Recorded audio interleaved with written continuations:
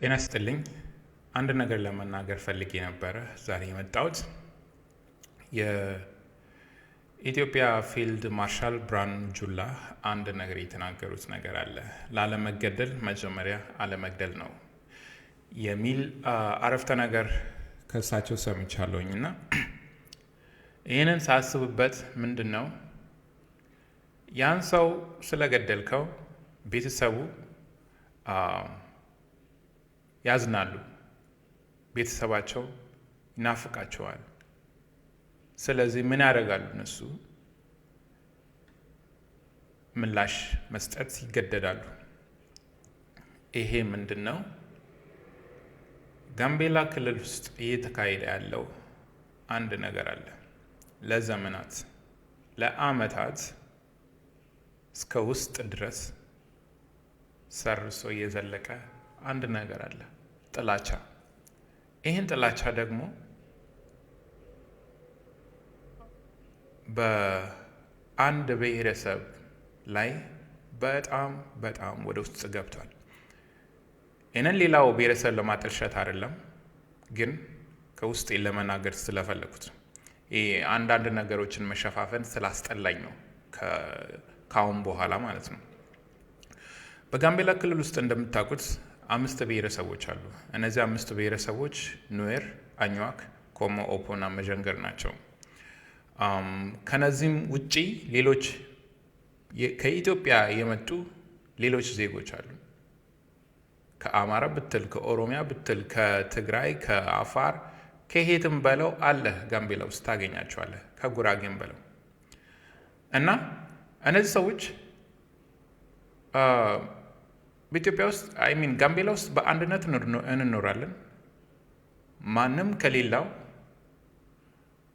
ያንሳል ብዬ አላስብም። ነገር ግን በአኛዋ ብሔረሰብ ብዬ ከተናገርኩ ደግሞ ትንሽ ያዳላኝ ይመስለኛል። ግን በአንዳንድ የአኝዋክ ጽንፈኛ ቡድን እና በአንዳንድ የአኝዋክ ማህበረሰብ ላይ አንድ ጥላቻ አለ። ኑዌሮች ኢትዮጵያውያን አይደሉም ብለው ያስባሉ። ኑዌሮች ስደተኞች ናቸው፣ እነሱ የመጡት ከደቡብ ሱዳን ነው ብሎ ይደመድማሉ። ሰው በዚህ ምክንያት የተነሳ በየዓመቱ ሰው ይገደላል፣ ከኑዌር ማለት ነው። ሰው ለማለት ደግሞ በጣም አሳነስኩት፣ ብዙ ህዝብ ይገደላል በዚች ትርክት ማለት ነው። ይሄ ምንድን ነው? ሲገደሉ እንዴት መሰላችሁ? በህዝብ መላለሻ መኪናዎች ላይ ናቸው ውስጥ ይተኮሳሉ፣ መኪናዎች ያቃጥላሉ እነሱ አኟኮች። ከዛም ይዘርፋሉ። ከዛም ባለፈ ደግሞ ከተማ ውስጥ እዛው ሆነው ሰው ይገላሉ። ደስ የሚለው ፓርቱ ምንድን ነው? በሶሻል ሚዲያ ፔጆቻቸው አብዛኞቹ ይናገራሉ፣ በጠራራው ቀን ማለት ነው።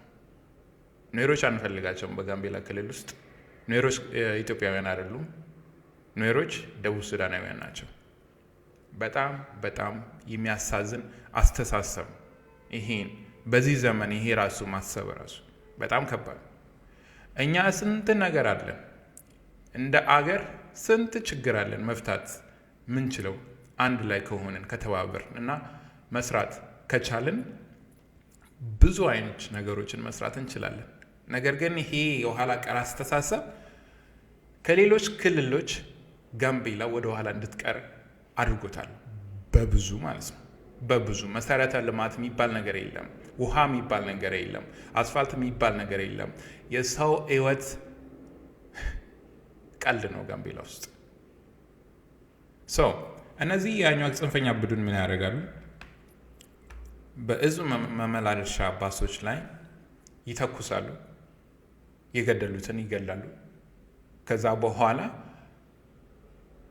የጸጥታ አስከባሪ አለ ብለን አምነን እነሱ ሰዎች ወደ ህግ ፊት አይመጡም። ለሟች ቤተሰቦች ደግሞ ፍትህ የሚባል ነገር አያገኙም። እንዲሁ እንደ ዋዛ እንደ ረገፈ ቅጠል ይሆናሉ እነሱ ሰዎች። ታሪክ ይረሳቸዋል። የሞቱበት ምክንያት ደግሞ አይታወቅም ለማለት ትንሽ ይከብዳል። ግን በጥላቻ የተገደሉት። ከቅርብ ጊዜ ወዲህ በአንድ ወር ውስጥ አሁን ባለፈው ወር ላይ ከ4 የማያንሱ ሰዎች ተገድሏል በአንድ ወር ውስጥ። በአመት ውስጥ አስቡ እንግዲህ በየወሩ ለቅሶ ነው፣ በየወሩ የደም ፍሰት ነው፣ ይታወቃል። እና ከቅርብ ጊዜ ወደዚህ ልምጣ፣ ምክንያቱም ሶሻል ሚዲያ ላይ ብዙ አይደለም በነዚህ በፖለቲካ ወይም ሰው ስለተገደለ ምናምን የሚባለው ነገር ላይ ደስ አይለኝም። ግን የአንዳንድ መንግስት ስራዎችን አያለው አይማርኩም። ምንድን ነው ከጋምቤላ ወደ ላሪ እየተጓዘ ባለ ሚኒባስ ወይም ዶልፊን በምንለው ተተኩሶበት ወደ 2 ሰው ህይወት አልፏል። አብዛኞቹ ሰዎች ቆስሏሉ። ይሄም አልበቃ ብሏቸው እነዚህ ሰዎች ወደ ጋምቤላ ከፍተኛ ሆስፒታል መጥተው ቤተሰቦቻቸው መጥተው እንዲጠይቋቸው ተማሪዎቹ እርሱ በቃ ተነስተው እነዚህ ሰዎች ለመጠየቅ በጅምላ ሄዷሉ ተማሪዎች። ነገር ግን ተተኮሰባቸው ተማሪዎች ላይ 2 ተማሪዎች ቆስሏሉ በዛን ጊዜ። ከዛ ነገሮቹ እንዲህ እንዳለው ሆኖ ትንሽ አለፍ ብለን ስንመጣ አንድ ወጣት ተገደለ በዛው ጋምቤላ ከተማ ውስጥ። ያ ወጣት አገሩ ሰላም ነው ብሎ ወጥቶ ስራውን ሰርቶ እዛው እንደወጣ ቀረ። ገዳዮቹ አልተጠየቁም፣ ፍትህም አልተገኘም። አሁን በቅርቡ አንድ የአብሲኒያ ብራንች ቅርንጫፍ ማናጀር ተገደለ። በአኟኮች የአኟክ ጽንፈኛ ቡድን ወይም አሸባሪዎች ገደሏቸው 4 ሰዎች። ነገር ግን መንግስት ምን አደረገ? ምንም። አፉን ዘግቶ ጸጥ እንዳለ ነው። የሚዘግቧቸው ዜናዎች ደግሞ ምንድን ነው? የኮሪደር ልማት በዚህ ሰላም እንዲሰፍን የሰላም ዋንጫ። ሰው እየተገደለ የታባቱ ነው የሰላም ዋንጫ የሚመጣው? በጣም እኮ ነው የሚያሳዝነው የጋምቤላ ነገር ላይ የኢትዮጵያም ነገር ሁላ ማለት ነው ጭራሽ። እና በቅርብ ጊዜ የአንድ የፖሊስ ኮሚሽን አባል ተገደለ። ማነው የገደለው ብትሉ ያው እንደምታውቁት ነው። እነዚህን ድርጊት አስፈጻሚዎች ከሩቅ ማየት አይጠበቅም። እዛው ነው። መንግስት ያውቃቸዋል፣ ማን ናቸው የሚለውን በደንብ ያውቃቸዋል። እና መንግስት ወይም የመንግስት አመራሮች እነዚህን ሰዎች ለምን ወደ ህግ አላመጡ ብትሉ ተጠያቂ እንዲሆኑ ስላልፈለጉ፣ ቅድም እንደነገርኳቸው ኑዌሮችን መግደል ስላለብን ኑዌሮች ኢትዮጵያን ለቀው እስኪሄዱ ድረስ መግደላቸው አናቆምም ነው። ወዴት ነው እኔ ኢትዮጵያን ለቅ የሚሄደው? ሌላ ሀገር የት አለኝ ከኢትዮጵያ ውጭ?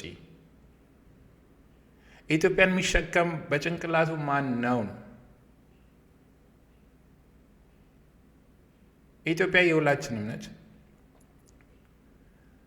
መቻቻል አለብን። እንደዚህም ሆኖ የጋምቤላ ክልል ውስጥ አብረን መኖር መቻል አለብን። እኛ ከየትም አልመጣንም፣ እዛው ኢትዮጵያ ነው ያደግነው የተወለድነው። የአባቶቻችንም እዛው ተወልደው እዛው ሙቷል። ዛሬ ባቡር ኑዌር ነውና ባቡር ወደ ደቡብ ሱዳን ይሂድ ብትለኝ የኔ ምላሽ ምንድን ነው የሚሆነው? ደግሞ እንድታቁት አንዳንድ የሚዲያ ባለቤቶች ይህንን ችግር በጣም እያባባሱ ነው። እነሱም በሚፖስቷቸው በሚዘግቧቸው ዘገባዎች ጋዜጠኝነት እኮ ስነ ምግባር የሞላው ነው። በጣም ሴንሲቲቭ የሆነ ስራ ነው። አምና የዛሬ 2 ዓመት 3 ዓመት የማስታውሰው አንድ ዜና ተነቦ ነበረ እዛ በኢትዮጵያን ብሮድካስቲንግ ኮርፖሬሽን በምንለው በጣም ሌላን ማህበረሰብ የሚያጠልሽ ንግግር ነው እዛ ላይ የተዘገበው ዘገባ ራሱ። ቢያንስ በፌርነስ መዘገበት የነበረበት ነገር ነው። ግን ምንድነው የተባለው? ኑሮች ከደጋ የመጡ ሰዎችን ገድሏቸዋል በጋምቤላ ከተማ ውስጥ የሚባለው ነው። ግን በዛ በተቀረጸ ቪዲዮ ላይ የቀረጹ ሰዎች ራሳቸው በአኟክኛ እያወሩ እየተሰሙ ራሱ ይህንን እንደዚህ እነዛ ሰዎች እንደዚህ አድርጓል የሚለውን ነገር በሌሎች ኢትዮጵያውያን ውስጥ አይን ውስጥ ኑሮች ገዳይ ናቸው፣ ኑሮች ደግሞ መጥፎ ሰዎች ናቸው እንዲባል ያደርጋል። አሁንም አንዳንድ ሚዲያዎች የሚያደርጉት ይሄንን ነው። በጋምቤላ አሁን ሲምፕሊ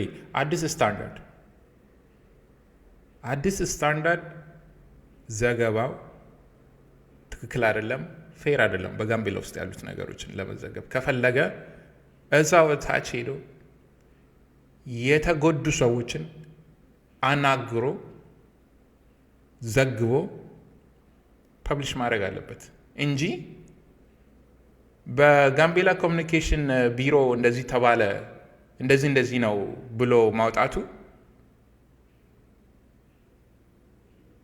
ስነ ምግባር አይመስለኝም። ፋክት ቬሪፊኬሽን የሚባለው የት ገባ ነው?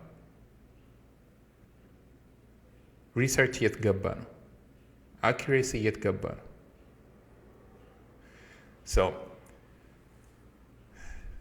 ይሄንን እንድታቁት በጋምቤላ ከተማ ውስጥ ያለውን ረብሻ ጀማሪው ማን ነው?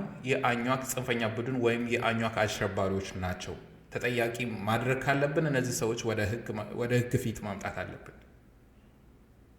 ሁለተኛ ሲቀጥል የጋምቤላ መንግስት የንጹሃንን ሕይወት እንዲሁ በቀላሉ ልክ እንደ ቁማር ማጫወት የለበትም። ነገሮችን ሪፍሬን ማድረግ አለበት። ጋምቤላ መምራት ካልቻሉ ትተው መምራት የሚችል ሰው ይግባበት። ይሄንን ነው የምናገረው። ደህና ሁኑልኝ።